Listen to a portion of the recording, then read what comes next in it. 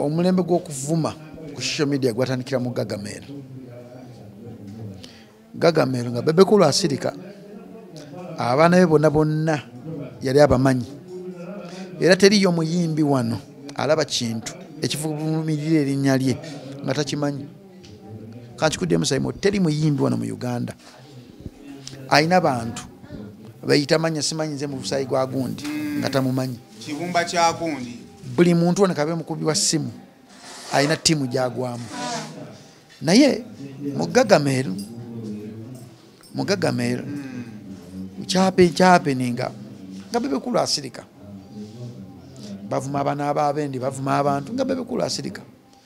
paka naye kati sawa zino kimulimu bite ina luwombo CBS ina ekitobero radio yakosanga fan base yayo okukongola abantu sagala ate mugende mu kisimanyi mu kigundi kitegera nga tutandika kuvuma bivulu bya radio ndala kitegeeza nti abatandika embala y'okuvuma be bateekanga mu kuba opponent baabwe kijjawo ekityo nga kidanda nti radio ne radio zali zevumanga ebivulu byayo radio ereeta omuyimbi ono radio etejja kutwala CBS yayinanga ababandi kadongo kamu nga fate tuyinira abeno abakuba dancehall hip hop bani CBS yavaawo bamisa kibafunanga nnyo obuzibu okudde eno namulabadda nga talina nasubira kufuuka star namulabadda nga yanegayira wanza okukuba ennyimba ze nga tanvuma nga tampemula nga n'omwana wange amumanyi gyali nga takosa mwana wange fumu lyakunvumita kunzijjako okitegeera naye ekinnuma kwekera kuma kyokukubira management ye n'ogigamba ngambira ku ttiimu yammwe erekerawo okunvuma kale nze nvume nerekekera kuma kyakwata mwana wange muteeka mu nsonga zange kubanga nawe manager oli saalongo olina n'abaana kitegeeza nga tonnajja eno wasooka kuinvolvinga bekikwatako oyagala nkuzanyire voice note ye nga mugamba Alien ali mu biseera bye tetuganye ne Alien wanaafaanaganya ba Bebe Cool ba Bobi Wine bonna basanzewo mu industry ajja kuba talina kyakyusizaawo omuntu gandi olisa omukulu ogugwo n'empisa zirina okukyuka naye ng'omanyi nti Uganda bw'ogamba ku mpisa bajja kugamba bw'anaatubuulirira oli motivation speaker bamanyi omuntu gandi munakyusa mu byokola obeera motivation speaker baana bangi nnyo bali mu gurupu z'abayimbi naye nga babawungayo dda nga tabakyalina bwongo bwetegeerera n'okuloga balogamu mu industry ya Uganda baloga batta mu industry ya Uganda basiraanya nze siswala ate njogera amazima nsiba nkola programu wano wonna Kenzo emimbi yasooka okunkera kuma kyoko neeyisa ennyonyi naye tekinzijjako kudifendinga mwana wange Kenzo ye muyimbi yasooka okumpa omutwalo gwa $1 naye tekinzijjako kudifendinga nakwogera nsobi nga bwali mu nsobi. Almutawa Enterprises Limited bano bakugu nnyo musonga za real estate season na oyagala kutunda oba kugula ttaka wekwate Almutawa Enterprises Limited tulina ploti ez'enjawulo enteketeko bulungi ate nga n'ebbeeyi yaazo esobokera ddala ensonga zonna ez'ettaka wamu n'okulikulaakulanya tuzikolako tugula sako n'okutunda amayumba era tusolooza n'abapangisa oba okulabirira ennyumba zo abakozi baffe bonna bakuguka era bakozesa mazima meereere. Eno nene leero lwa nsonga nti nno era n'ekifo kya bbaala na restaurant so kiba kitegeeza abantu baba bangi nnyo okwawukana ne kuyawaka akati eno y'abantu bisatu so kupita ejja tuuka ekiseera ekole ki ejjule nga yeetaaga okugogolamu kati dhani omuntu okujja n'ajjamu amayinja kati aleeta buleesi lupiira ne lusonseko mu pipe eyo ne lunywamu amazzi ago. Kale noonya kuba nafa ba Aulia Holdings ng'okozesa ennamba ezo ez'essimu kusema official najjo osinzira okuba nga ate otulaba subscribing ku mukutu guno okusobola okuba nga ate ofuna videos ezifaanaganako bwe ziti. Nkubuuzaako olunaku olwaleero gy'osobodde okuba nga ate otuusaako engalo weebale wonna gy'owangaalira. Kale olunaku olwaleero nkomyewo wano ku division ye Bunnamwaya and bwemba ndi division ye Bunnamwaya kitegeeza nti mba ne Mayor Jacob omutuuze n'olunaku olwaleero basanze bali bize muko Mayor ogamba otya? Ogamba otya Simon? Bigenda bitya? Bigenda bulungi tulina tabbo. We are doing fine and easy. Yes, sir. kati kino kyetumadde mukola bakiyita batya amale sikisanganga obukyanga nzija wano eno gye bayita budget conference mwemuba kati nga ffe abebonamwaya tulina ebyalo 15 ebyalo 15 bibeera ne basentebe katubeera n'obukiiko obutubulira endowooza z'abantu kiki baagala division kiki basuubira mu budget eddako kati budget eddako ebeeramu endowooza z'abantu tugeze nti zana balina obuzibu bwa security kati budget eddako mubaamu engeri gye tuyinza okuyambako zana ebyalo ebyetolodde 224 kati mu kaseera mutegeredde nti balina obuzibu bwa security baba balina beerawo batya balina ebisebeka ekiba nga kiri agent tukikolako naye ekiba nga kyetagisa ate kipushinga because tukyali mu budget enkadde ebintu byetuli mukukola byali mu budget conference eri omwaka oguwedde mugikola buli guno omwezi gwe tulimu yes kati omwaka gwakadde ntuba tutumya budget conference okuwa buli kimu ebibyadde mu ndowooza mu budget okitegeera budget conference bina bibeeramu kati kino kiri mu constitution buli division ekikola katulwalero bunamwaya ne masajja yo ndeje yakikola dakati kulokuna municipal tutwala wekole yayo ekole yayo kati kitegeeza ebiva ku kyalo bituukira no ku division kati ku division ne mubijjawo ne mubitwala ku municipal yes mulimu municipal byekola ne mbamu division byekola ngayo funding nga evaawa funding eva mu musolo waliwo omusolo guva waliwo sente ziva mu government waliwo omusolo guva mu license waliwo omusolo guva mu property rent mubaamu emisolo mingi yes kati tusane muzaawula mutya ezandibadde eza division ezigenda ku division n'ezandibadde eza municipal muzaawula mutya ffe tukuŋŋaanya division erina omusolo gumu gwekollectinga ebunamwaya gwa property tax gwa bizimbe bibapangisa tugezesa imo ine ennyumba mu bunamwaya esasula omusolo erina okusasula omusolo obanga bagirentinga miliyoni emu walina omusolo gweyina okusasula sente zaazo zoza kati zisigadde zonna zina kubeera za division omusolo gwonna kagube gwa license kagube gwa kuzimba kagube gwa ddwaliro kagube gwa ssomero guba gwa division kati ogwo bw'ogusolooza n'oguweereza ku gavumenti oba n'oguweereza ku division n'ogusaasaanya ogusolooza nekugenda ku gavumenti negutunulira nejjako pension yago neguzza ate naffe kumala okuguzza tulina okuzzaayo ebitundu 25 ku byalo byaffe buli kyalo kirina okufuna 25% ku musolo ogusolezebwa kale tutandikidde awo kyendowooza nti no kyamakulu okukitegeera ebyo ebyobufuzi politics ngati there is system ndowooza system abantu bamenya nga system mu byobufuzi ebeerawo kyekimu kukisinza otubonyabonya nti omunauganda ayagala nnyo okuwa enguzi dan okuyita mu papa channel ate wamala nagamba temukoze bwokera ku makya nosasula nowa akasente akatini omusolozi w'omusolo ekitulonza ngaffe kwekera ku kyokulwanirira omuntu oyo eyatulonda nti bayinza okugerekera omusolo gw'okuzimba miliyoni 4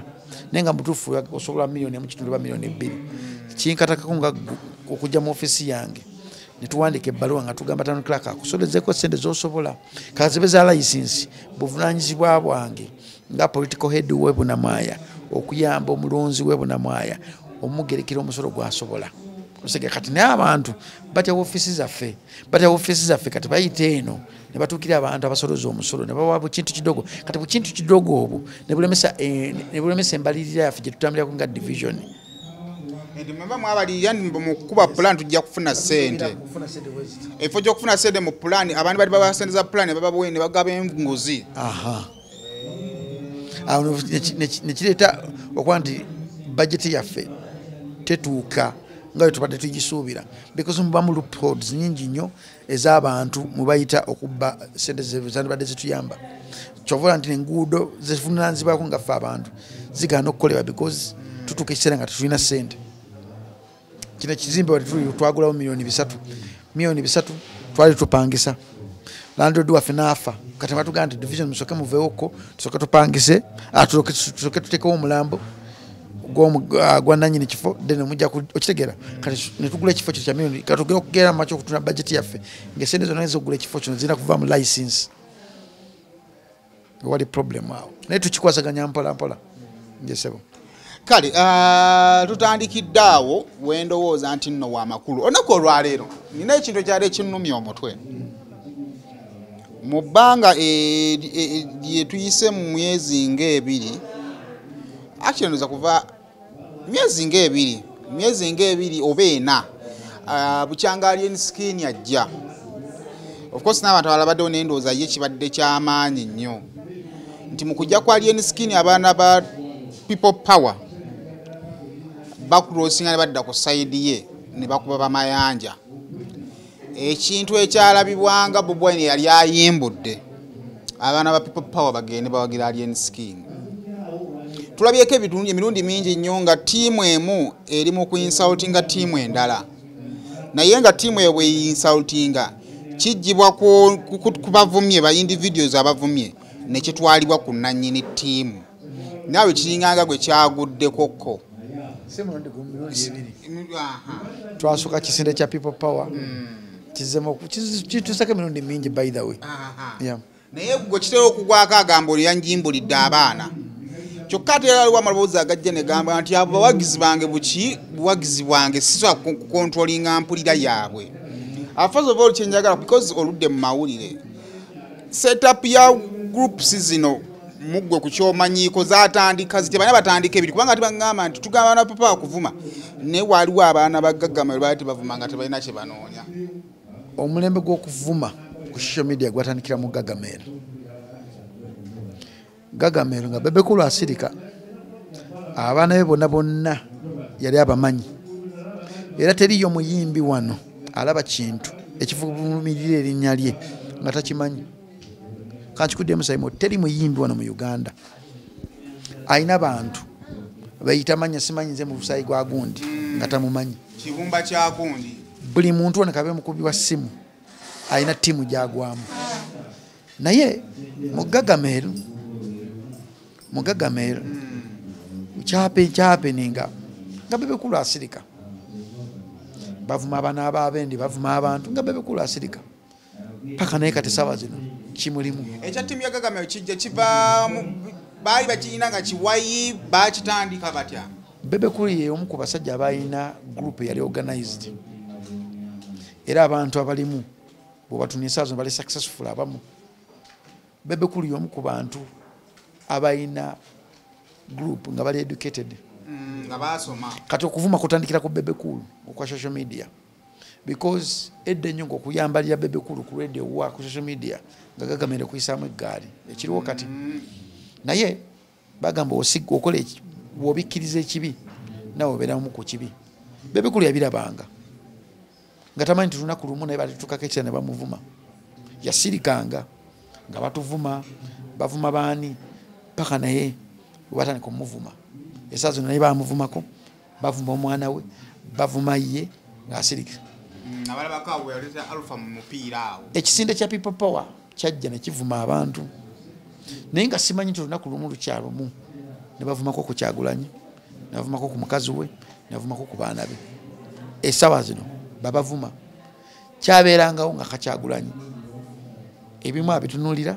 ebimu n'abyogerako naye nga obulamu butambula esaawa zino bakola ki baavumye mukazi we okumalako ekitiibwa ekyokubeera omukyala maama wa Uganda esaawa zino alien skin alaba abantu abavuma abantu asirika ne lujja ku kyo lunaku lumu bamuvume esaawa zino abantu ba big talent bavumanzi n'omwana wange ne lujja ku kyo lunaku lumu Kenzo naye bajja muvuma obulumi bwampisizaamu nga ye omuntu ne bajja kutuuka ekiseera naye abuyitemu because ekibi kiba kibi Simon onotambula ensi eno n'ogimalayo ekibi kiba kibi ku myaka gye mbadde mu industry nzanye stunts nyingi ez'abayimbi mu myaka gye mbadde mu industry nsobola okutegeera nti omuyimbi ono akola kino aguka wali awe wakulu omanyi mu byonna mu Uganda kimanyi ku bannayuganda kiri kimu twerabira mangu yamani kyovola abantu osanga munnayuganda nga atendereza ekibi ng'alinganga kyatimbye ekituufu naye nga kyali kibaddewo nga si kipya naye nga bakitenderezanga ekipya ddi lw'oyinza otutegeera nti bano abanvuma tebanvuma kubanga banvuma ku lwabwe ne muntu yabatuma oba asobola bagamba kubanga wakulu omanyi nagambye buli muyimbi ayina group era buli group erimu chairman ng'obukiiko bwe buba chairman secretary vice byani bonna babuyina Juliana ayina group ye emukolera na birthday party ugiraba abatima ne busy billboard ayina mbiro ayina Rema ayina Shiba ayina Spice Diana buli muyimbi ali mu Uganda nange nina Saimo ina sirina like you Diana Nabatanza ina Florence Nampija ina buli muntu ali mu media aina era obato ina nganyonyo ngagundi ya setup ya fan base kati nego omusingi gwavira ddala ku radio zaberanga ne fan base nga zigenda fans club ezo ita CBS Powesa bani kati zipowesa ezo eza radio zali zikulakulanya nga tezivuma nga ziriko kutunda radio ba TV esawa zino kyomuyimbi batuula bakudiscussingako batandika okuyisaamu eggaali ku social media ekikola kino kibaddewo kikyayongera okubeerawo naye ekibi ekikirimu kwe kubanga nti gwe nannyini group olaba ebigenda mu maaso n'osirika n'ogamba ye tiimu yange ekola battle of the day n'oweerabira nti bonna nina bakitandika esaazi bali mu kikungula bali mu kuvumibwa bali mu kuwemulwa bwokera ku makya n'ozimba group ng'evuma muyimbi munno oba tolina kyogatta ku industry oba tolina kyogatta ku Uganda because obala ku TV yako nga bagamba nze tulwanira industry ya Uganda fe tulwanira copyright nenge ekintu ekiyitibwa unity kibalemi Nigeria tulese because balina unity tebalina mu team of Spice Gadget tebalina mu syndicate bichi tebalina bona betolo okuba the one blood betwala okuba flag ya bendera yaabwe Uganda ntulina gadgets nyingi tulina groups nyingi ez'abantu nenga n'omuyimbi n'amanya nti no gundi ono tetukwatagana oluusi ne group nga tagigamba ne group lwokubanga naye eraba ewagira muyimbi ewagira omuyimbi neteekawo embeera naye mulimu gwa muyimbi okera makyo gamba mu group ye balinange kyemukola si kirungi kankuwa example ba B2C twafuna obutakanya ku radio eyo group yabo nitandika okunvuma nsozi kuweza jagawo zinteekeremu screenshot mu video eno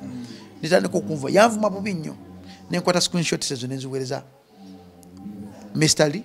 nenziweereza Enoka nebagamba bamutandisa ebintu byaba bamusuza byebakola babebekulu byebakola group yammwe mungera gyonoona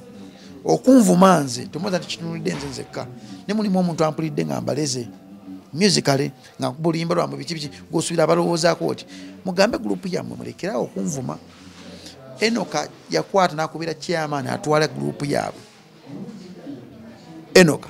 osobola omunoonyako ajja kukubuulira oba n'omukubira ku simu n'omuteeka mu interview eno yennyini yabakubira n'abagamba mulekerawo okuvuma Jacob tebaddamu kunnyega kigambo wadde n'ekyo n'ekimu wenalina olutalo lwa people power Bobi Wine yankubira essimu nempostinga simu ye abantu balekerawo okunvuma okitegeera nti ebintu bino bikolebwa abantu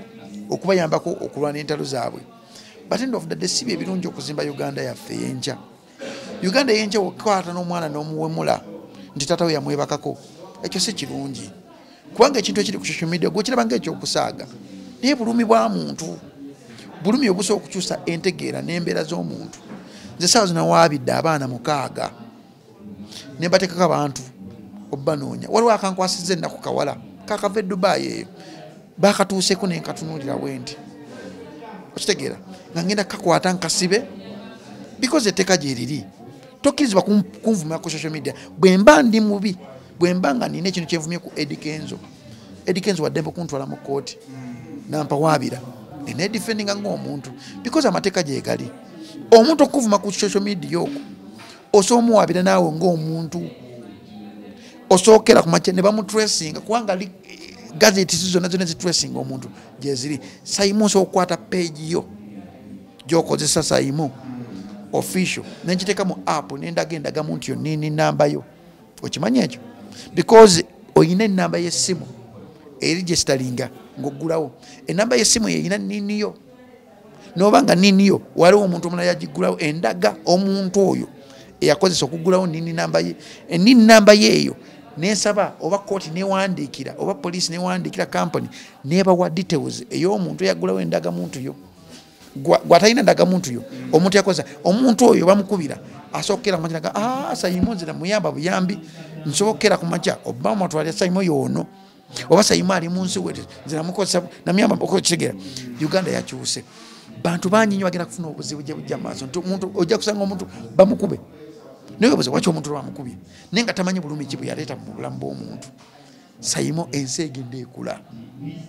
ensi eri ku simu naye tutayigekera kumakya ku protectinga ndowooza z'abaana baffe ku protectinga ebintu biyita ku social media tugenda kutuuka ekisa tufaanane America nti America omwana gye buvuddeko awo bamubuulinga ku ssomero omanyi kyeyakola yagoyenga live ku TikTok ye neyeteekamu omuguwa neyetta naye nga obuzibu buvudde ku social media bamubuulinga bubuulinzi neyetta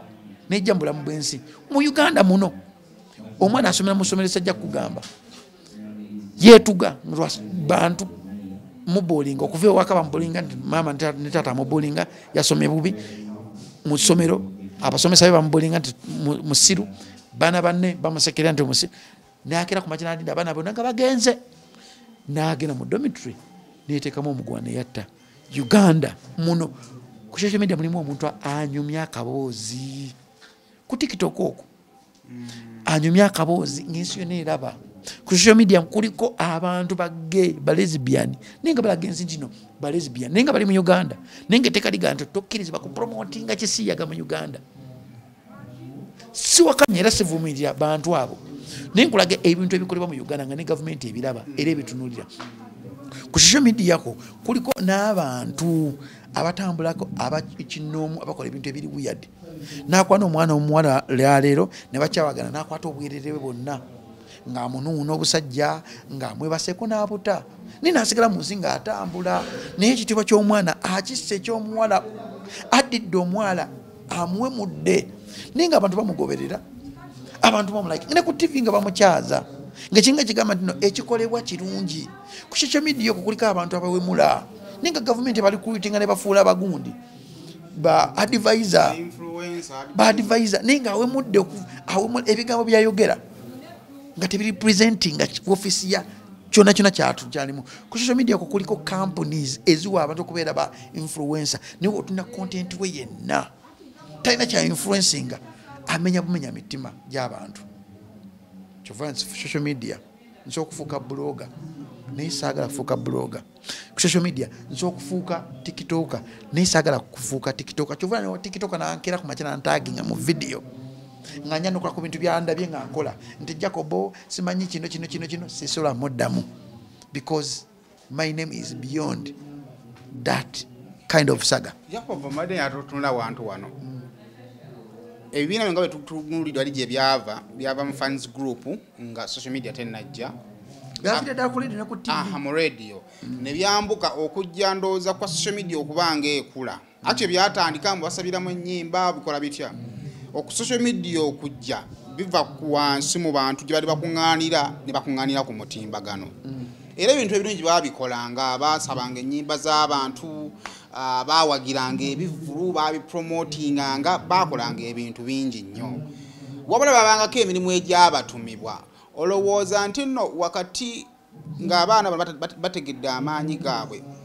nabo tebaatandika okwagala okupasuwinga emirimu wakati mu bino ebibiina wadde nga bakama babayinza oba baali tebamanyi ne kati era obanga tebamanyi era ne kati nga bwe twogerera tulina Dembe Fans Club yavaamu Dembe Distributors bakyamaani baayo bagagga naye nga bava mu Dembe Fans Club CBS Poeso gimanyi abalimu bekulaakulanyiza essaawa zina buli muyimbi alina abavubuka abatambula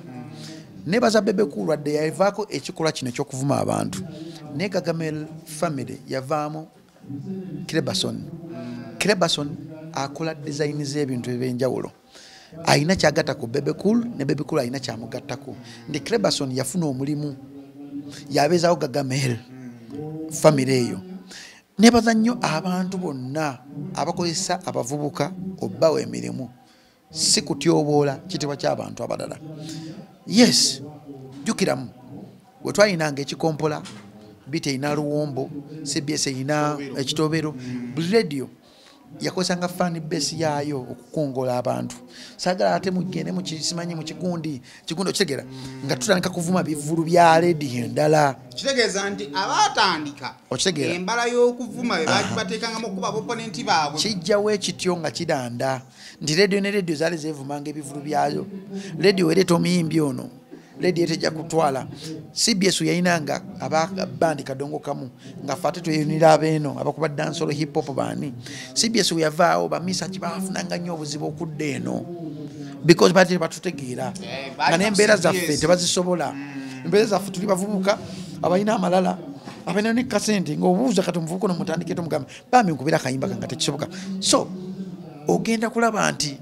ekintu kino kiviira ddala ku radio nga kigenda kikirira kati omuyimbi yategeera engeri radio gye yepromotingamu yatandika okukozesa format za radio naye nga tasobola kulowooza nti format za radio ng'ogenda kukola fan club bakulayiza nkiddamu format ya radio ng'ogenda kukola fan club tugeze Dembe Fans Club nti bakulayiza nga tolina kukola kintu kyonna ekivumirira Dembe FM obukakirizo bwayo ne bwetambulira bwo yambadde kifaananyi kya yes era ogenda gantu tukoze Dembe FM Fans Club lawyer wa company abakimanyi HR abakimanyi manager company abakimanyi buli muntu yenna abakimanyi nti Dembe FM we bagenda tugeze Luweero fan club yesookayo kusagula oshegera kusagula kyekino ku mayimbi nti omuyimbi wato oliyimba fan club yesooka oddusaba n'oddutijisa nabakoko ku Bebe Cool nga performing comedy star nga bana Gagamel family ayina omuze bajja ne babooking entebe ezisooka kati bwajja ku Kivulu enduulu eri wano wasooka ewalirizamu ababadde bali emabega abanyumi ebyabwe okusooka okuwuliriza ani azza oyo kikyakoze ne mu BET bayina abantu bebateekaawo abaleekaana abakiyalinga abazo performing abazo kufuna award oshegera kyekimu kigundo ne kyakola bamuyita Washington kushoya B2C olaba abantu abali yali ku Freedom City abantu abali mu Kasako wano abo nabona tebasasula ticket bali okukikuba kuba mbeekuulo oshegera kati mu bulamu bwensi nti ekintu wekibamu nga kirimu omuliro mulimu abantu abakitwaliramu barabambukire tokota atalowooza agenda n'omulembe nga gutambula kasala aluwa ababuukira namanya kati kyaka kyekabi abo yitirowooleza walaba nga kintu kitwendinga nnyo abuukire ekyo n'akikwata mulimu abantu bangi nnyo bebakozesa ensobi nga tamanyi akola nsobi nasanga omuntu nga bamuvuma ninga tasoose kulowooza lwaki omuntu no bamuvuma ye abaffe gwe bavuma ne bana abavuma balina nkolaokitegeera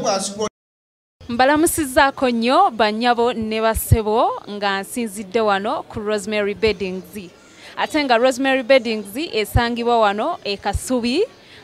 ku Bitaala Rosemary Beddings nga ffenno twakuguka mu kisenge era ng'omukyala yenna ali eyo okukubiriza leka kuyingira kisenge nga nawe kennyini bwe weetunuulako teweesanyusa wabula nga ate ffe tulina obunayiti obulungi nga bannaye ne munno bwakutunuulako naye bannange awulira nga azeemu amaanyi abaami nammwe tulina obwammwe leka kusula ng'omusota ng'ate wano eno tulina nights ennungi eri ez'abaami n'ebintu bingi nnyo bye tulina wano ku Rosemary Beddings ky'oba okola ennamba eri ku screen kw'oba okuba oba tusindikira ekifaananyi ku WhatsApp kyonna ky'oba weetaaze ate nga tuderivaringa Uganda wide wonna w'oba tugenda kuba nga tukutuusaako eby'omulembe eby'omutindo okuva mu Rosemary Beddings. omuzadde essomero wogenda okusomeseza omwana wo naawe weewuunya engeri gy'akyuka mu byenjigiriza lyerya Brain Parents Day and Boarding Primary School erisangibwa e Bukalango. Ssomero lya bawala n'abalenzi okuli abava awaka n'ab'ekisulo nga liviira ddala ku nassale okutuukira ddala ku kibiina ekyomusanvu. Essomero lino lya mulembe nnyo nga lisangibwa mu kifo ekyagazisa omuyizi okusoma obulungi. Tulina ebibiina ebigazi ate nga birabika bulungi, endabirira y'abayizi ey'omulembe n'ekifo we bajjanjabirwa omuli abasawo abakugu, so nga n'abayizi balina tanka kwe banywa amazzi amayonjo. Dormitories zaffe nteeketeeke bulungi omutali mujjuzo, ebifo eby'enjawulo abaana we bazannyira awali n'ebyokwerinda ebinywevu. Tutumbula ebitone by'abaana okuyita mu by'emizannyo, katemba n'okuyimba, nga tulina ne swimming pool abaana mwe bayigira okuwuga ssaako n'okubayigiriza emirimu egy'omutwe ng'okufumba. Emmotoka zo we ziri eziwerera ddala okutambuza abayizi ababava awaka. Brain Parents Day and Boarding Primary School. Ng'atandikira okuvuma naye nga tasoose kulowoozaako omuntu ow'okulowooza omuntu tasoose kulowoozaako omuntu gwenvuma singa nkera ku makya because Uganda nnene naye Uganda ebeera ntono ng'olina omusango. Waliwo omwana passport ye lwagitaddeko gundi tugenda mukwata ng'agenda kulinnya nnyonyaawo okujja nga ye aneetondedde nanga Jacob kinakoze mbadde nsaba kunsonyiwa nja musonyiwa njagala kumumanya waaki anvuma anvumira ki ani yamusindise kibi nnyo omuntu kera kumakyukwata omwana wo Simon nagamba omwebakako ensangi zino kinene osegera nze byonna nsobola bigumiikiriza nsobola bigumiikiriza Jacob olina omuntu omulini Jacob oli mumbi ebyo tebinnuma because mbirabako nga nze nitosobola kukeera kumakya kuŋŋamba omwana wange ali mu S4 nkiddamu ali mu S4 nti namuleepinga ali lubuto yajjamu olubuto ng'omwana wange agenda keera kumakya akwate essimu ye alabe comment. Ate ekisinga okunduma abasinga okuvuma baana bato bawala baana bato balenzi enje bajja kufuuka bamaama naye abayimbi basirika ng'alaba gurupu ye ekola ebintu by'ekisiru ajja n'asaba oluyimba nogaa siruyina n'akuvuma naye nga omuyimbi ali makindi awo takuwanka oluyimba lwe taluleetangako yaasuubidde nti no gwe balusaba genda ku YouTube olufune okitegeera si mulimu gangera ku YouTube okukera mu kyokujja oluyimba lw'omuyimbi mulimu gwa muyimbi okuleeta oluyimbi ku radio aliwadde mbodunkwasa oba dutwalawo omuntu n'okusayininga nti nzikiriza mu butongo oli muzanyo oluyimba lwange okitegeera omuyimbi wakera kumanya nakola video n'agita ku YouTube ye si mulimu gwangenda ku channel ye omusajja ali Nigeria gwe bayita Wizkid buli wafulumya alubamu ye buli wafulumya oluyimba alumpeereza ku email ampeereza engoma ampeereza akapera ampeereza nantekerako $1 150 oba 2 oba 3 kisinza period gyamaze ebbanga tampadde sente nga sizimusabye because alina contact yange yasindika omuntu wenajja mu ggwanga n'anoonyeza abantu abanene mu industry mu Uganda ba DJ abakola Saturday shows abakola mu club n'abategeera osegeera n'abasaba ne email oba oli awo nga email eze nga ne WhatsApp ejiddeko nagamba we have sent you our song please check it and let us know bogenda no download nga yes I have received your song kapisho gero kulaba baina kawevu ke bakozesa nga zituddeko okitegera because bategera nti business yokuyimba business sente naye atujja kera macha kusanga timu y'omu Nigeria ngevuma mu Uganda presenter mbaganye kuba oluyimba lwabo kyovula nti ne sawa zino badijje wakiri bakuba ennyimba z'omugwira nga batakubye ennyimba za mu Uganda because omu Uganda atuuka ekiseera omuyimbi ng'omujje ku ground n'omupromotinga n'omupushinga n'akumanyiira n'akulinnyirira n'erabira byonna by'omukoledde otegera faani agenda okufuna omuyimbi nga gwe wamulaba dda omuyimbi agenda okufuna faani base jaga nti tiimu Spice Diana because ebitya tiimu biki nga gwe omuyimbi wamulaba dda otobye naye nga tanakufuuka na wakabi otegera gwe n'omulera n'omupushinga n'omupromotinga at the end of the day bwemufunamu bwekkanya byonna n'omuyimbi abyerabira otegera wabyerabira akwata tiimu ye n'agituuza nanga kati omuntu gwe twalina okuvuma atulemeseza oba tutambulako ye gundi ogenda kulaba page buli muntu kyapostinga bamuvuma kino bamuvuma kino olusi ne bayingirako ne personal life ye nze bulamu bwange sivumangako mwana wa muyimbi wadde n'ogu sivunamangako mukazi wa muyimbi wadde n'ogu okujja ng'omukazi muyimbi nkritisizinga ennyimba ze kubanga omulimu gwange ndi critique ng'omuntu but critiquinga ebintu ebitali personal ku bulamu bw'omuyimbi technical okitegeera mu bulamu bwange ekiyinza okukwewuunyisa mbadde ne Kenzo for more than 20 years ayina abaana naye sina kifaananyi kyange na mwana wa Kenzo wadde n'ekyo Sina video yange ndina omwana akenzo wadde nekyo. Sina kifaananyi kyange nga nsitudde ne mwana akenzo naye ate mbadde nabo. Siyogerangako na mwana akenzo okujjako omulundi ogwo gwe nayogera ne Maya. Omanyi lwaki? Because I respect nti buli mwana ayina privacy gy'alina okuyitamu. Omuntu omusitusi yakwata ekifaananyi ky'omwana n'akitimba okulaga ensi nti n'omwana aguno embeera naye ninze bisibikola because manyi omwana agwana okuprotectingibwa. Juliana ng'afiiridde omwana we singa ogenda noddako ku peegi ye nolaba ebivumo bye bamuvuma Bannayuganda bitta omutima gw'omukazi omuzadde. Beeta omuzadde nga bamuvuma waki wazaala akamu kolabe okuzaala akamu nga boogera ebigambo ebitajja mu situation yennyini. Sayimu olina omwana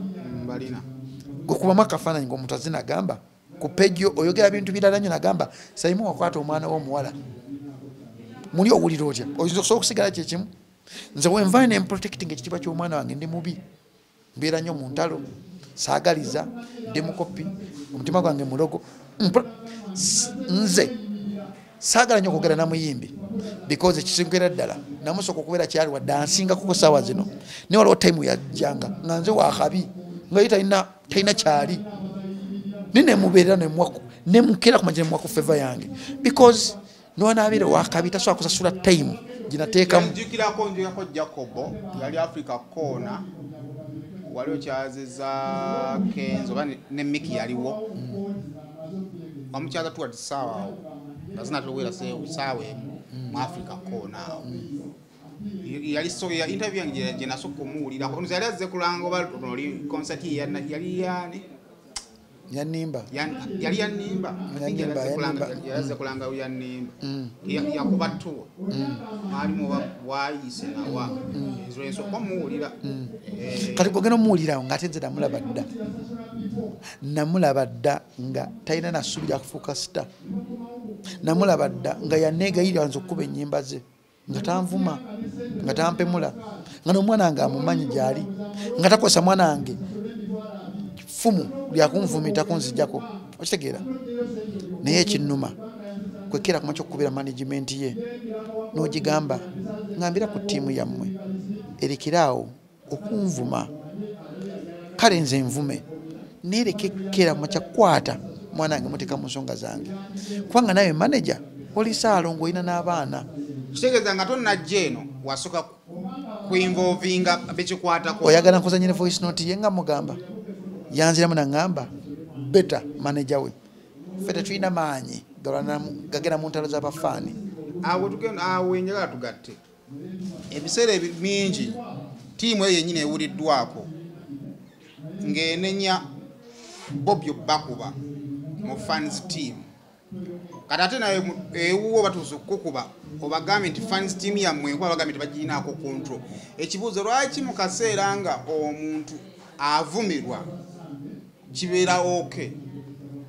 lwe bamuvumye wewabe issue weeva nante kikyengwani nga tekinawakera macha kutuukako okiraba nga ekiri simple.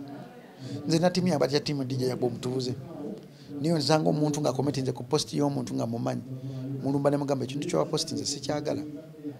era bw'oba olagera ku representinga bw'otyo nkusaba jjako ekintu kyange oba neewala. Abantu bano obuzibu abuubuno nti bamanyi nti okuvuma kwe kifuula omuyimbi w'amaanyi. Okuvuma kinafuya omuyimbi, okuvuma kinafuya love omuntu gyane baddaawo omuyimbi. Gwe kubamu akafaananyi omuntu ampulidde emyaka 2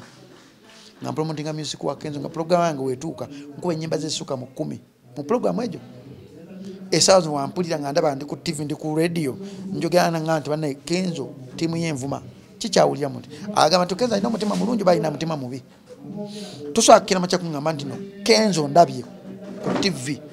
ondabye ku social media nga ŋŋamba kintu kimu kyokka gamba abantu bo bave ku mwana wange ne basigala nga bakola ekintu kyekimu. Nze nsirike basirise ne mebbakwata basiba ng'ate abanvuma otambula nabo osiba nabo mu bifaananyi byo mbalaba osherenga video zaabwe eza challenge nga mbalaba. Nze nsirike busirisi ntuulaawo because munnange abantu bajja kuŋŋamba nti nina omutima omubi I need to fight for my rights. There's a reason why God yatuwa buli wili yokutegeera. Saimo entegeera yo si entegeera yange. Saimo ne mbango nyizizo otya nina ebintu biri nokukomako okwataakinga. Osegeera. Nyinza okira ku mukyo kuvumanga woli. Naye ate okuvuma nako musango. Omusajja gwe bayita honorable Nsereko yaguleeta computer misuse abantu balowooza nti kikomaawo naye kinene ate teteeka wadde olaba ngeri eritaliiwo naye wozza omusango likwata kubanga etteeka libeera active anytime as long as oliguddemu ng'ozizza omusango osobola okwekwekayo naye nagyo weekweka naye muganda wange kasita omuntu akwata linki yo n'agiteeka somewhere nafuna details ajja kugobera kwata watagamba gwe nanyini simu eno wavuma ano woti ne woti eno echannel yo ojaga nti siyenze mugambe kati hey siye gwe eno channel eri connected ku simu eno eri simu eno eri jesade manya gano lwaki channel eno eri connected ku kinendo eyo ogendo bitundu yabyo nanga bimaze kukola ki ng'omuntu gwe ali abikozesa bimaze okudis because ekomera ogamba ekomera jeriri naye olituka mtosigala kyekimu ate nsagaliza muntu yenna genda mu komera ngowe sagala kera macha kusiba unsiba sagaliza muntu yenna kusibibwa because omuntu asibibwa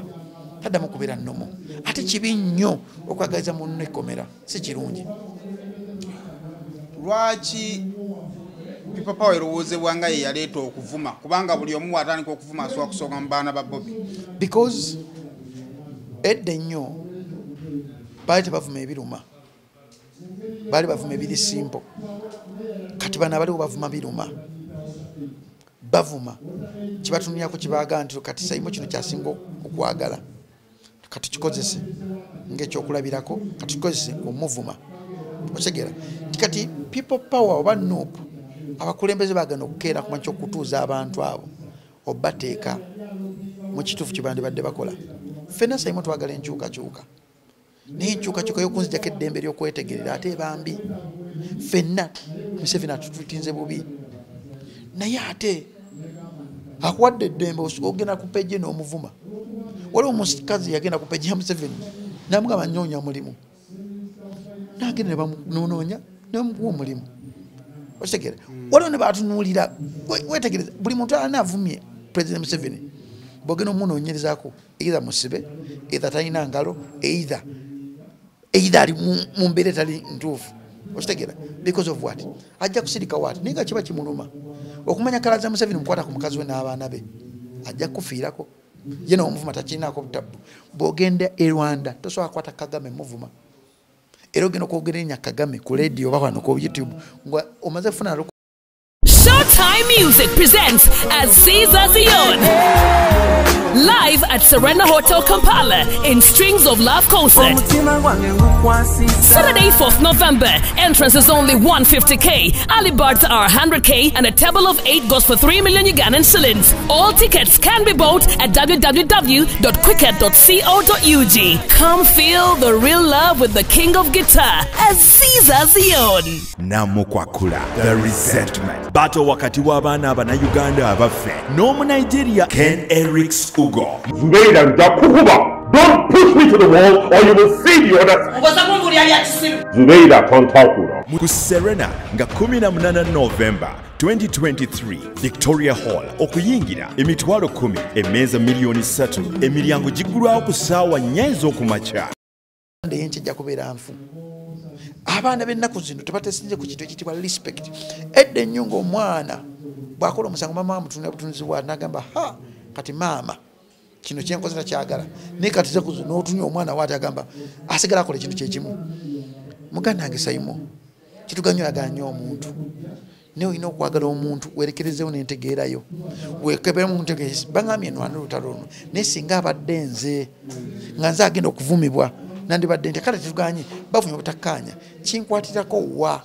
nayagala muyimbi eno okulwana ntalo ze nayagala muyimbi eno okutwala talenti ye maaso ye tetuganye yes kati omuyimbi mubi oli ne pulezidenta mubi nze kintwala wa nga nze omuntu agenda okukola okuvuma kinnuma nga nze omuntu okulaba nti bannayuganda ffe twekuba kinnuma okulaba bannayuganda ffe tulwaza bannayuganda bannaffe kinnuma okulaba bannayuganda ffe twerengeza okweteeka wansi nenga twandibadde tukusigala omulama gumu naye osanga Munnayuganda musengwira n'omwekweka osanga Munnayuganda musengwira n'akulimirira bakudipotinge naye ensi yaffe mu kaseera kabine baana mwe bavumira ennyo enjogera ya tolina kyotugamba yajja wiikeede nalaba enkola ya tolina kyotugamba nga okuva ndowooza wiikeede ngaeggwako abantu abaana abeeyawuddemu abafangoni bali bavuma Bobby naye ng'ekivuma Bobby takirinaako yadde n'akakwate. Omanyi otya? Lwaki nga takirinaako yadde n'akakwate? Mu bigambo bya Bobby tagambangako nti mumuwe second chance. Ne bateekawo ekigambo second chance ne batandika omuvumira second chance kyatayogeranga kubanga yagamba bugambi mumuwe chance. Naye nga ne bwogezaako okunnyonnyola avuma ye tayagala kuwulira kino version entuufu. Ye ayagala kusigala nga avuma kiri kyayagala okugendako. Alien ebimu ku ttiimu ya Alien bisinga bibasinga okunnyonnyola essaawa zino baatukubanga nga musirise. Wiiki namba tetunnafunayo bubaka kuva wa Alien ng'agamba neemulekeraawo okuvuma omusajja kyanenyeza oli naye kati essaawa zininga nga ttiimu ye naye kyeri mu kukola naye tannavaayo okwogera. Buli kibi ekikolebwa Simon naawe ojja kifunamu. Bebe Cool gagamire saa zino tekyasolamu defendinga nnyo nga luli bamuyisamu eggaali ku social media ne bamuvuma. Alien ali mu biseera bye tetuganyi ne Alien wanaafaanaganya ba Bebe Cool ba Bobi Wine bonna basanzewo mu industry ajja kuba talina kyakyusizaawo. Omuntu gandi olesa omukulu lw'ogugwo n'empisa zirina okukyuka naye ng'omanyi nti Uganda bw'ogamba ku mpisa bajja kugamba gwanaatubuulirira oli motivation speaker. Bamanyi omuntu gandi munakyusa mu byokola obeera motivation speaker. But end of the day Alien ali mukaddeke kajja kutuuka kadde nako kagende the same nsigo gyakola era jakera ku makya naye muyitemu naye ekikulu kiri nti gwagikola watyanga amateeka gakutte ogenda kuyimirira otya katugamba gwe omuntu gwe yes agikola watenga bakiri bana mwaje baganti munange wavuma gundi esawa zino eketeeka likutte ogenda kuyimirira otya omuyimbi asokubbe oniga out. Abayimbi balungi nnyo kubanga bayimirira abantu baganti no yes nina team naye kasita ogenda mitayimbwa bayimbi batinya basookera mu kikuyambi okuyimirirawo abantu nga omanyi Uganda eno omuntu asokutta omuntu nabukawo nakyo omuntu asookera macha okukola ekintu nagamba ebitundu bya wansi byange nekyo omuntu si gwange omuntu bakoze photoshop okitegera. So mu bulamu bw'ensi muno before nga tunakena macha kukola kintu soko yobuze senge teka linkwata ngenda kuyimirira Simon mbeera nnyo ewaka newala nnyo okukola emisango ate Simon buli kintu kyengenda okwogera ku radio contract yange yangamba nti okola ekintu ng'okosa empewo byonna byokola bikuvunaanyizibwako era wayimidde mu kaguli tebikwata ku Dembe FM bikwata ku gwa yimidde Kazindaalo. Bwe mba nkoze ekintu ekibi oluwadde mbukwata eddoboozi lyange n'olitwala mu kooti ne bampita n'onsuuwinga n'ondaga damage ki gyenkoze ku brand yo. Wemba nga damage sina gyenda tolina damage gyondaze oluwadde mbukundiyirira sente zontutte ki mu kooti. Nvaagulu nga ngamba nti Uganda ey'enkya tulina gitereza kati. Bwewanga oli muyimbi ng'owagira enkambi yevume muyimbi munno ebyoyimira ku TV n'ogamba gulwanya industry ya Uganda byokola bya kisiru tolina kyogirwanirira ogubya oziika industry ya Uganda. Bwewanga oli muyimbi ng'ogamba bayimbi ogamba fan base yo ekuvume wadde osirisa otya nga fan base yo evuma abantu nga nawe okimanyi ebavuma wadde ovudde mu ddoboozi ligantu munange sinza abalagira naye omanyi chairman wa fan base yo omanyi abantu abo so bawandiikira ogamba mukosa bubi erinnya lyange nga kiki kyenaga nti radio oba TV ng'ena fan base bachairman abo abagitwalaganya balina okwambala TV eyo bagirepresenting nga bamanyi nti no this and this tebikolebwa bino bikolebwa. Wano mu Uganda waliwo omuyimbi nga yetalina ttiimu emuvumira. Tewali taliwo okujja nga upcoming nga tanakufuna ng'akyalina just WhatsApp group okitegeera naye wabanga w'amaanyi buli muyimbi wafuna hit song afuna abantu abamwagala afuna abantu abatamwagala kati abantu abamwagala abo abakwata ne bakola ka group ako n'akawa engeri gy'ayinza okukeera makya okutambuza mu music we era ka group ako kamutambuza oluusi bulungi oluusi bubi yamani niwalo n'abawagizi japukize ngo n'abawagizi abakajanja nga mukama wabe si abatuma neno abo linga akubuukira lwakajanja wenkera ku makya nenjene nga nto tiimu yo mulimu abantu abanvuma omuntu ayagala brand ye omuntu ayagala ekibiina kye atunya mu complaint yange bojja noga nti Dembe Jacob atuvuma ku radio Dembe mpita nenga batugambye this and this and this Dembe eina archive y'amaloboozi gonna agayitibwa ku mpewo ejja archive negiwuliriza osogenda ku UCC nega nti radio gye bayita Dembe eriko abantu abanvuma UCC ina recording izya buli programu yonna eri mu Uganda era programu eyo esalibwamu n'etwalibwa mu kooti bwebanga kooti egisabye kati bwokera mu group ya gundi envuma n'okwata management ya group y'omuyimbi n'oginyonnyola negaana okukolawo ene change manya group y'omuyimbi ekyagala bwetyo waliwo abaana abatulaba nga tumaliriza ng'ali eyo naye ayayaana kubaako group ya muyimbi gyayingiramu abantu bateekamu ssente abali ebweru ne babakolera zi surprise ne bakola ki bintu ki omuntu yanditunuulidde bintu ki ebyandimututte mu group omanyi waliwo olugendo lugamba tosanganganga omuntu gweyagala never meet your hero olugero lukulu ate bakyagala nnyo buli muntu kabenze nina obuziina bwange nze mu group yange soogera naye obawulaba mu group yange bagamba Jacob tufunire akadde bla bla bla bla because manyi nja kwogera ekintu omuntu abadde anjagala akirabe bulala okitegeera omuntu yena nga fani wa muntu jagala fani w'omuntu netulwana ntalo za muntu oyo kubanga entalo ezo tomanyi wajje ziva entalo ezo tomanyi kikizikumamu tetuganye nti oyagala nnyo omuntu oyo n'ekibi nnyo okusiga ensiga embi mu bulamu bwo kubanga buli kimu ekikolebwa sayimo kikize kigaane either ng'oli on camera either obudde nga buzibye bwa musana wande tujja kisasulira nge ogyeko ettaala otudde mu buliri bwo lowoozaamu ebintu byokoze oli proud nabyo singa omwana wo kubanga omuntu akolima ate kikolimo kikwata kiyinza obutakukwata kati naye gye kikuba kitambula kikukwata era kisobola okukukwata n'ekikulu kiri nti gwekera kumakya kumanya woyina okukoma mu bulamu bw'omuntu nti okuvuma siyo solution ate okuvuma siyo okutereza Uganda okitegeera because oyinza ogamba nti Uganda mbi nga waliwo ate agamba Uganda nnungi bonna olina okukuwuliza endowooza yaabwe ate olina okukeera kumakya okubatwala nga bwe bali yamani n'okwegiriisa mu group ezo nakukusukka exactly omuyimbi n'ayita mu group yonna kyekikye nga ndino never meet your hero abayimbi abasinga omungi kabe basajja kabe bakazi kabe radio presenter kabe na group bafuna obuzibu because omwana ajja mu group ng'akwagala ng'osomukozesa kyonna kyonna kyoyagala nga gwe omuntu ng'omusajja oba nga gwe omuntu ng'omukazi okitegeera baana bangi nnyo bali mu group z'abayimbi naye nga babawongayo dda nga tabakyalina bwongo bwetegeerera n'okuloga balogamu mu industry ya Uganda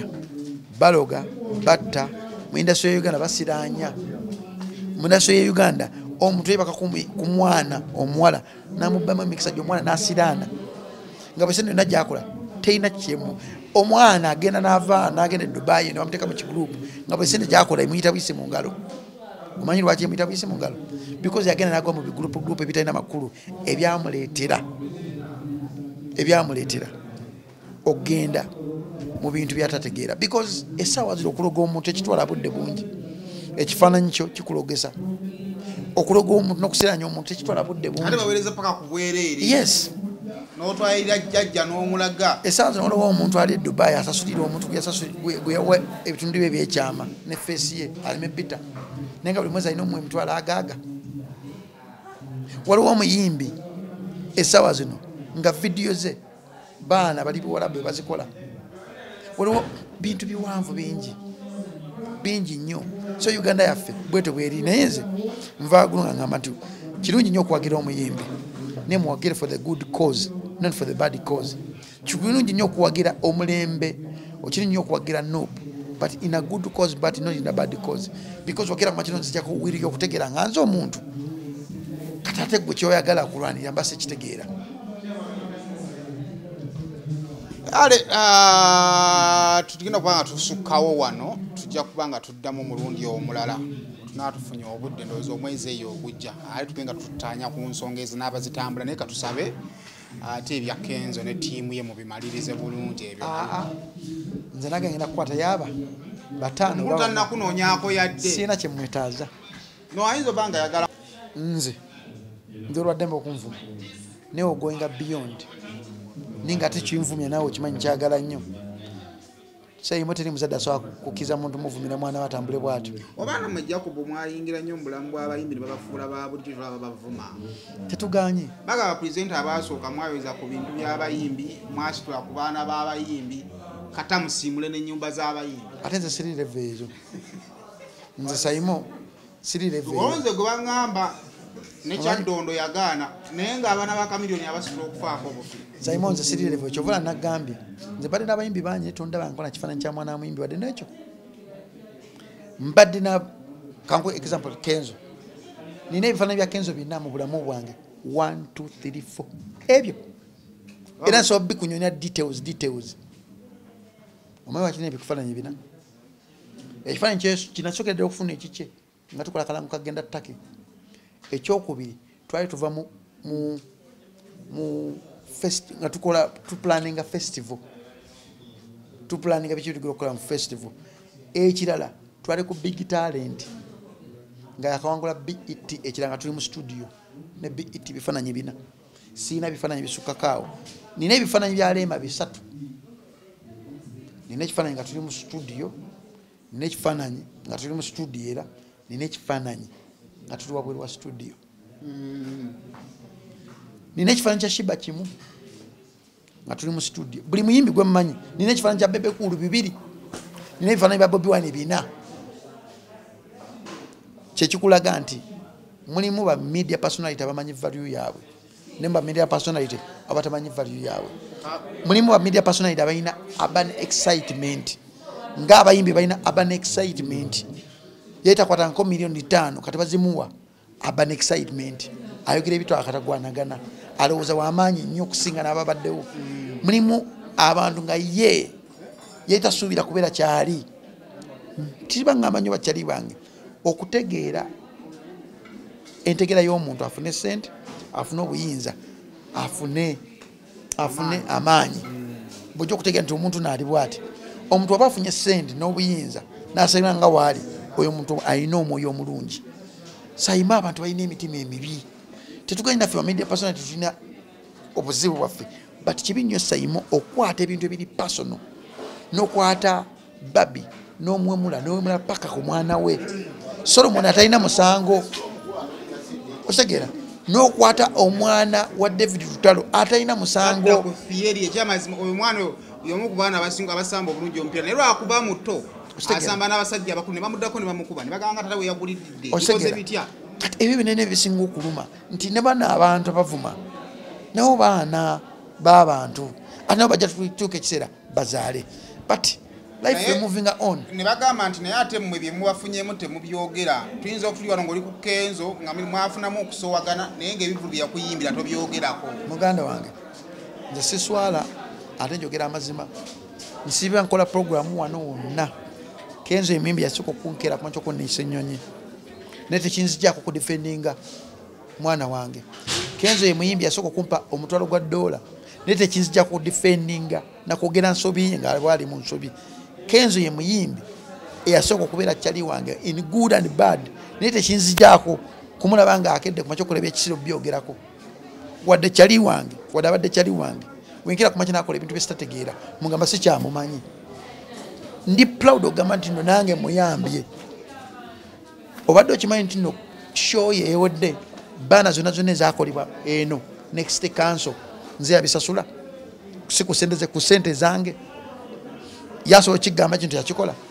ku konsati ye tiyalina promota ffe abaali bapromota twekwatakwata abantu bakyaliibe nze iyani ow'emukono kubanga bakyaliibe nono gayiwe masiko laga paipa ambasada ya big talent diiro abantu abali mu big talent abategeka ebivu netwetegekera show yaffe twategeka tuwa netweka festival nebeera successful wale muwidde nga byogera nze nasasula state council okuva Ntebe do watandikira paka Ntebe Katabi paka Ntebe eri nga nze abisasula bana zibeereyo nga nina okusasula ne drive zibazikiza okukuba wawulya ka byogera nagenda ku show okuva saawa emu nava ku saawa 12 ekyo nga shewedde okitegera wawulya wadde okumboza jako bane mwatuuse mutya because manyi tukolera blood waffe tukolera blandi yaffe nyate blandi wokiga munanga abantu bo bankuba wachi bankuba ate nga mbadde mbalaba ng'obakozesa okukola ebintu ebimu kitegeeza naawe ayomba kati akaaba kati wali olabe kukube bakuba n'osirika nali nabe kubakuba n'ensirika because siri mu management ye nze nzijjamu nga kiyambi bw'aba ayinawo ekintu nzijja nga kiyambi sirina nti under management ye but ndi kiyambi wa management ye okutuukiriza ebirooto bya brandi ye naye olowooza tokokikoledde mu nnyo mawulire okusinga okukitereeza atulaba ayinza okwebuuza ekyo mawulire ki nga ki kati weebuuze atawulira nga bakogerako ebigambo ku mwanawo wasiiba abyogera wakola kyo kandi bagambe nti kati Jacob yayagala kimbukira ku bukizi kisinzira ku ntegeera y'omuntu omuntu wabanga musiru aba musiru omuntu wabanga mugezi asobola okutegeera bulungi wempitamu okukuza omwana si kyangu ffe abamu kufe batusulira abaana baffe nga bakyali bato ffe tubakuzizza era omuzadde asookera mu kyokukkiza okulaba omwana w'omuntu omulanga bamuvuma aba musiru ate nentegeera kubanga bayibuli egamba n'obusiru nakyo kirabo omuntu okubeera omusiru si nsobiyo ate si kibiyo okubeera omusiru buli muntu musiru mu kapasite ye niye ate nze sijja kiraba kyakulera ngalo okulanga omwana wange bamuvuma aye n'omwana atuuse mu sinyafo yandyagadde okulaba taata we ayinza mudifendinga atya okitegeera muwala wange esaazi adde akola ebibuuzo azirise okitegeera alina obuzibu nga y'omuntu naye nga nze omuzadde nine manyi ebimunyiiza manyi engeri gye bamukolingamu ng'alina ebizibu bye nga y'omuntu kati gwe tomanyi engeri gye nkuzizamu kati omwana nga ayinza okuba nga mubi naye mulimu gwange omudifendinga nga ye nkugambye ndi musuuza mbadde naye naye sirina vidiyo ya mwana we sirina kifaananyi kya mwana we soogera nkona mwana we nakakikola mundi gumu lwaki kiri bwe kityo ogamba nze ndi musiru sitegeera ogamba so akenda makya ku mutimba nti omwana agenza oguna akozesa bafide ka mutimbe naye mpa respect ekintu ekiyitibwa omwana mpa respect ekintu ekiyitibwa omukazi w'omuntu mpa respect obulamu bw'omuntu kyova nti tojja kunsanga nga nzizeemu bloga akoze video nantaginga nga banvuma alowooza nja muddamu sibikola kubanga siri bloga sitegeera nga ye tojja kunsanga nga ndi mu ntalo za tiktok nsobola zibeeramu entalo za tiktok naye saagala zibeeramu because I'm above that ogamba so akera makya nekola youtube channel nenvumavuma nsobola bikola byonna because tekyabwereere naye sisobola okwogera ku kintu kyonsi because ndinoonya sympathy nina erinnya lyange just nsindika message eri omuntu gwe sasobola kutuukirira negwe saagala kwogera naye negwe saagala kumanya nti omusajja ali omugamba akere ku makya atereze enkambi ye okuvuma si solution ate tosobola kunkaka kwagala nga kyoyagala because enensi buli muntu katonda yamuwawiriyo okutegeera kale sigenda kusukkawo wano until next time